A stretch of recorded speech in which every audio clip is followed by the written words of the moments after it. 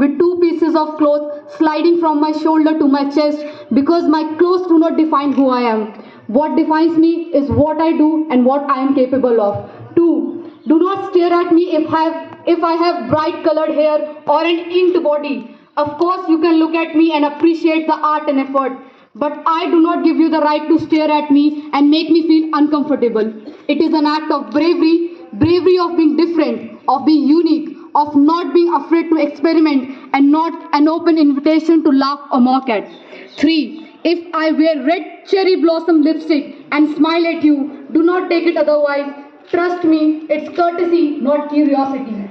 4. If you say sorry and I say it's okay, doesn't mean I'm okay with you hurting me. It means you do it again and you know the consequences, which brings me to 5. 5. Do not underestimate by seeing the size of my fist, because when you look closely, this small fist is made of molten iron. One blow and you know you will be slayed like my small sharp eyes. It is so sharp that it can cut you into 1,000 pieces when you look at it with lust and hatred. And if you still do not obey these rules, remember, my forefathers were headhunters. I was born out of a clan of warriors. Remember, the world's hottest chili is growing in my grandmother's garden.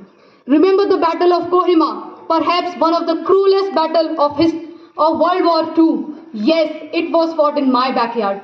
But dear, if you smile at me with love, kindness and oneness, I will be your friend. I will take you to places you haven't been before, from plains to mountains, rivers to valleys. I will narrate you the folk tales which were passed down to me by my grandfather and which were passed down to him by his great grandfather. I will tell you the story of the man who turned into a flower, a baby who tuned into a ladybird. I will sing you a melodious song like a bird chirping all day long. I will leave you a friendship band made of a silkworm. All I ask from you is, dear, please do not judge me on the basis of my feature or of my dress. Thank you.